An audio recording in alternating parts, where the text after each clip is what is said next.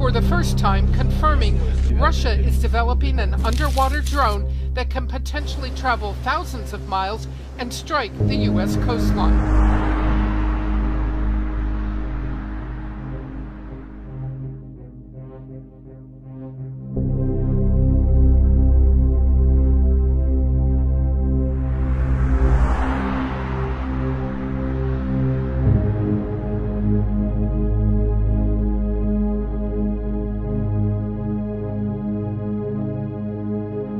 While President Trump navigates the political minefield of the Russia investigation, there's been no collusion.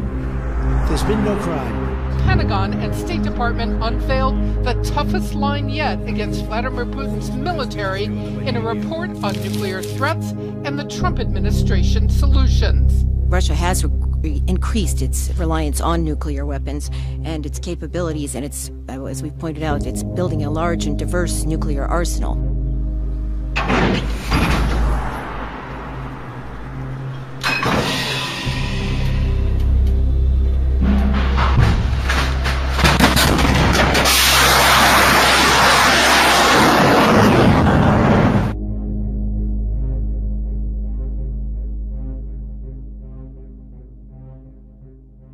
The Pentagon detailing 2,000 Russian nuclear-capable weapons that could hit Europe, including missiles, bombs, depth charges, and torpedoes.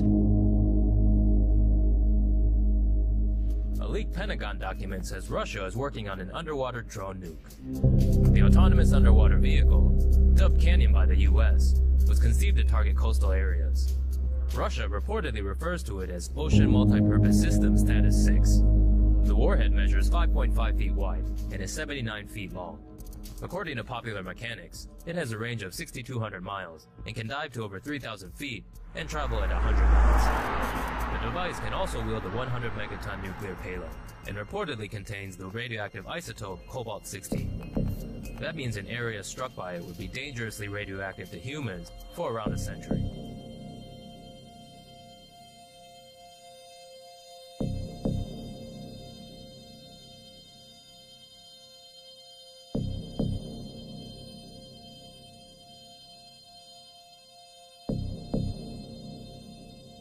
The Trump administration released its blueprint for the United States nuclear arsenal today. It continues the Obama administration plans to rebuild all of America's nuclear-armed submarines, aircraft, and missiles. But it also calls for deploying new nuclear capabilities on submarines and ships. As Nick Schifrin reports, Pentagon officials say this is a response to what Russia and China are doing. Critics say the plan will spark a new arms race. For more than half a century, the U.S. nuclear arsenal was designed to deter nuclear attack on America and its allies. Today, the Trump administration says the U.S.'s nuclear air, land, and sea weapons aren't strong enough. We cannot afford to let it become obsolete. The U.S. says it's trying to cope with adversaries increasingly threatening and complex. Russia is modernizing its nuclear arsenal and warns it's willing to launch relatively small nuclear weapons. China is expanding its conventional military and increasing its nuclear capacity. And North Korea is on the verge of creating a viable nuclear weapon that could hit the U.S. Deputy Secretary of Defense Patrick Shannon released today's Nuclear Posture Review, or NPR. This NPR ensures we can deter any potential adversary because they are not all alike. The review calls for deploying new, relatively small nuclear weapons carried on submarines and bringing back nuclear-tipped cruise missiles for ships.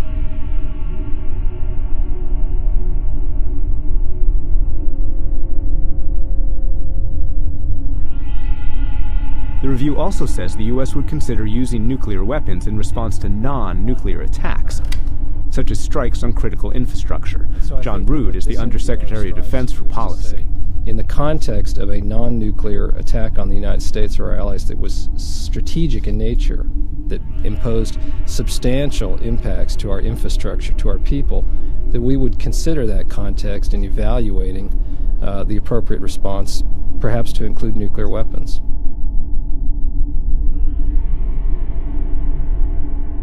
It sees the world as more dangerous than any time since the Cold War. Perhaps someday in the future there will be a magical moment when the countries of the world will get together to eliminate their nuclear weapons. Unfortunately, we are not there yet. More than half of the U.S. nuclear infrastructure is 40 years old. The Obama-era modernization was estimated to cost $1.2 trillion. Today's additions don't even have a price tag. But the Trump administration says whatever the price, it pales in comparison to a much more costly war.